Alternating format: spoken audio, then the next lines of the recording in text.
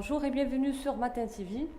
Quand le corps commence à exprimer sans ras-le-bol, c'est le sujet que nous allons traiter aujourd'hui avec Sana Skrat, consultante en ressources humaines et en développement personnel et praticienne en hypnose. Sana, bonjour. Bonjour Nabila, Merci d'avoir accepté notre invitation. c'est toujours un plaisir d'être avec toi. Le plaisir est partagé, Sana. Le stress, la fatigue, le surmenage, il y a plusieurs raisons qui poussent le corps à manifester son refus de suivre le même rythme au travail. Pourriez-vous nous en dire plus? Effectivement Nabila, ces termes on les utilise souvent dans notre vie et on les voit et on les vit.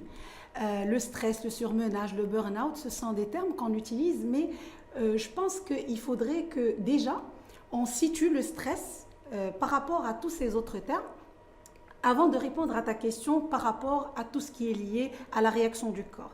Déjà, le stress, comme on le sait tous, c'est une réaction qui est tout à fait naturelle, c'est une émotion qu'on a, qui assure notre survie. On n'aurait pas été là si on n'avait pas ce sentiment de stress. Maintenant, pour passer du stress au burn-out, au surmenage, il y a des étapes, il y a des phases. Moi, je vais parler de 3 phases principales. Il y a la première phase, c'est la phase de l'alarme.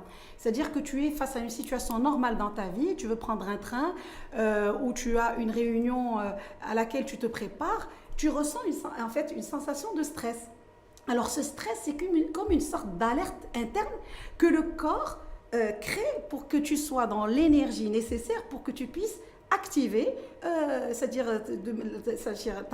à la situation et être vraiment en mesure d'être présent et vraiment avec toutes tes forces, toute ton énergie.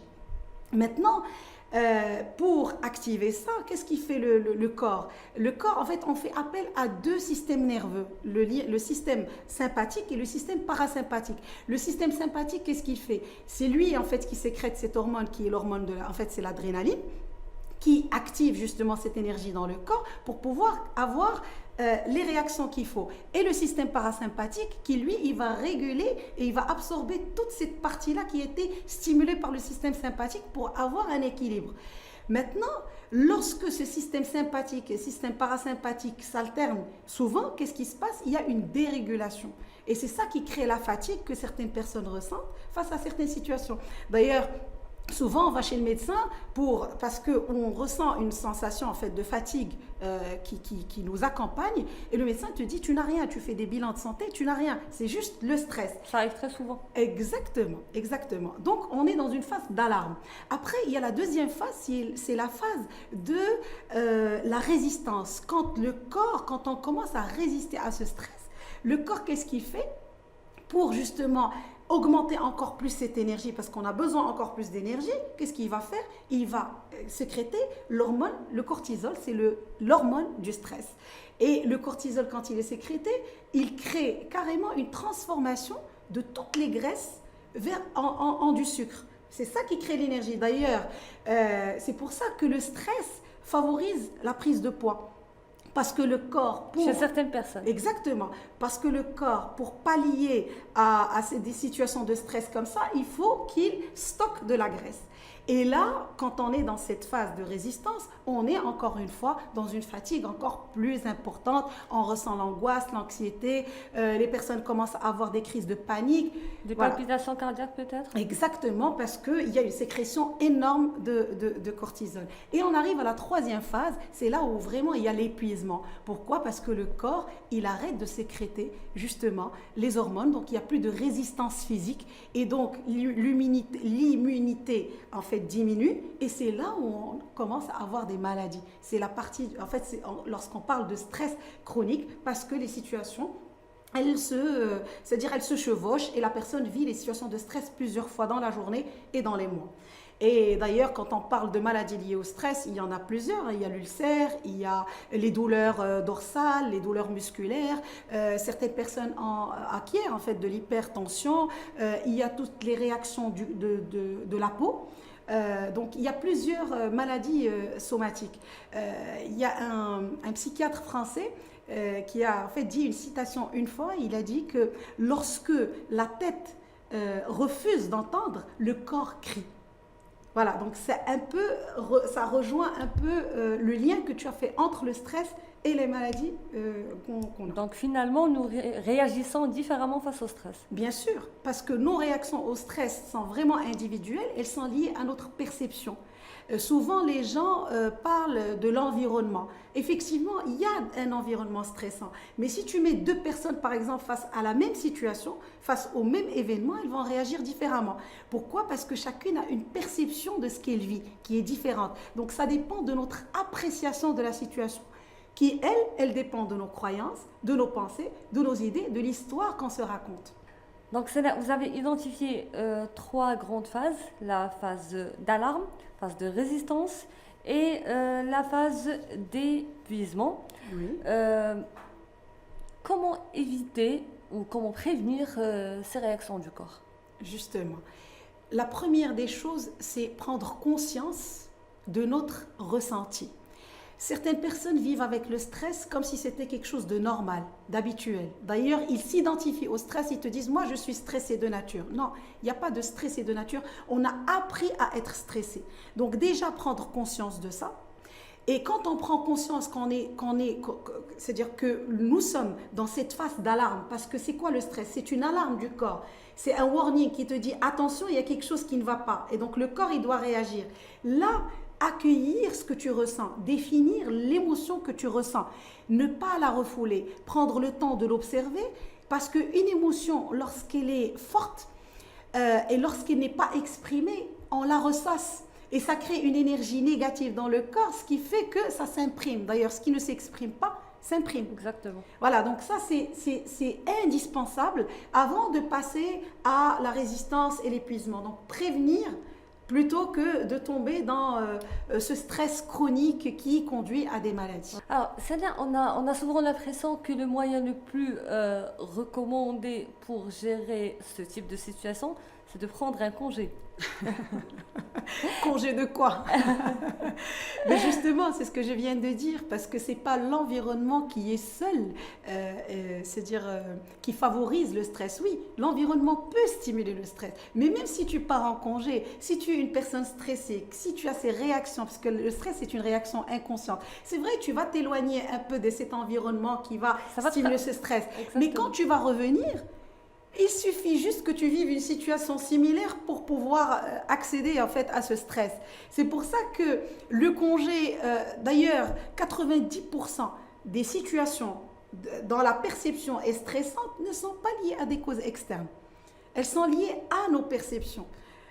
C'est pour ça que tu vas trouver des gens qui vivent dans la même situation comme j'ai dit tout à l'heure, mais qui vivent le stress de manière différente. Donc le congé, c'est pour peut-être prendre un peu de recul. Prendre un peu de recul, mais ce n'est pas ça qui va t'empêcher de stimuler ce stress, surtout si tu es arrivé à un état de stress qui est quand même fort. Alors, pour vous, tout est question de perception et d'organisation, c'est Oui, ça. oui. Sana, vous êtes spécialiste en hypnose. Oui. En quoi cela peut nous aider à dépasser cette situation? Oui, Nabila, le stress est le résultat, comme je t'ai dit, d'un mécanisme qui est inconscient. Et comme l'hypnose, elle a accès à ce mécanisme-là, à ces fonctionnements-là qui sont cachés, ça nous permet de changer et de remplacer certaines perceptions de la personne. Moi, dans le cadre, c'est-à-dire de ce que je fais de ma profession, je constate que souvent que la plupart des gens, ils vivent pas dans le présent. Et même lorsqu'ils vivent dans le présent, ils vivent dans un présent qui est empreint de mauvais souvenirs, de perception de leurs souvenirs. Ce qui fait qu'ils sont non seulement, c'est-à-dire incapables de réfléchir là sur le moment, mais en plus de ça, ils s'inscrivent dans des souvenirs du passé qui les empêchent d'aller de l'avant, ce qui crée une charge émotionnelle négative importante. Elle dit d'une part. D'autre part, lorsque on est face à des personnes anxieuses, pourquoi elles sont anxieuses? Tout simplement La peur du futur, parce qu'elles ont peur du futur. Elles ont toujours tendance à croire que le futur est quelque chose qui est indécis. En fait, elles sont indécises par rapport à leurs décisions. C'est quelque chose qu'ils ne maîtrisent pas. Il y a un risque. Et ça crée de la peur, ça crée de l'angoisse. Quand une personne est sous hypnose, déjà, elle est dans un état de relaxation mentale. Ça lui permet déjà de déstresser, de décharger cette charge mentale négative. Donc déjà la personne, déjà la première séance, elle se sent bien parce qu'elle s'est déchargée un peu de cette émotion négative, ce qui nous permet d'aller par la suite travailler sur les causes, mais en plus de ça, ça nous permet de décorer avec la personne son futur, de se projeter dans quelque chose de utile et quelque chose d'important pour elle. Bon, certaines personnes vont te dire, oui, mais c'est une sorte d'imagination. Oui, mais c'est cette imagination négative que les personnes se font qui crée ce stress. Alors pourquoi ne pas... Surtout que le cerveau ne fait pas la différence entre l'imaginaire et le réel. Exactement. Et déjà, puisque tu es dans cette situation dans laquelle tu es épuisé, tu es démotivé, tu es dans une passivité, tu es dans une dépression, c'est que déjà tu as imaginé des scénarios qui n'existent pas. Parce que certaines personnes pensent aussi que le passé ne change pas. Le passé, c'est quoi? Le passé, c'est juste quelque chose. Ça change? Bien sûr, tu peux changer la perception du passé. Parce que qu'est-ce que tu gardes dans ta tête? C'est juste la perception que tu as des événements que tu as vécus. Tu peux prendre deux frères qui habitent la même maison, qui ont été éduqués par les mêmes parents, qui ont vécu les mêmes événements, et tu vas trouver leur perception différente du même souvenir. D'ailleurs, le fait juste que quand on se souvient de certaines choses, à chaque fois, on modifie le passé. Il suffit qu'une tante ou une amie vienne te dire, tiens, tu sais, ce jour-là, il y a eu telle chose. Et ça modifie carrément notre perception du passé. Il y a une autre technique que j'utilise aussi, c'est tout ce qui est respiration. La respiration, c'est une technique extraordinaire, c'est la cohérence cardiaque. D'ailleurs, les gens, ils peuvent taper juste la cohérence cardiaque sur Internet. C'est des exercices de respiration qui est vraiment très profonde, qui permet à la personne de se concentrer sur la manière dont elles inspirent, sur la manière dont elles expirent. Elles oxygènent leur cerveau, elles font circuler l'énergie dans le corps, parce que l'émotion, c'est juste une énergie. Ça reste des techniques. Maintenant, ce qui est important, c'est que, comme je t'ai dit, la prise de conscience par rapport à la sensation que je ressens dans le moment peut m'éviter énormément de dégâts et peut m'éviter d'aller carrément vers des maladies, ce qu'on voit malheureusement ces derniers temps. Ça s'amplifie surtout avec cette crise sanitaire que nous vivons peut-être. Exactement, exactement. D'ailleurs, même la crise sanitaire, certains la vivent bien et d'autres la vivent mal. C'est question de perception. Tout est question de perception comme vous. Exactement, tout est question de perception. Sana, merci. Merci à toi. Merci pour tous ces conseils, pour toutes ces explications. Merci à toi. C'est toujours un plaisir d'être dans ce plateau avec toi. Merci, le plaisir est partagé. À très bientôt. À très bientôt.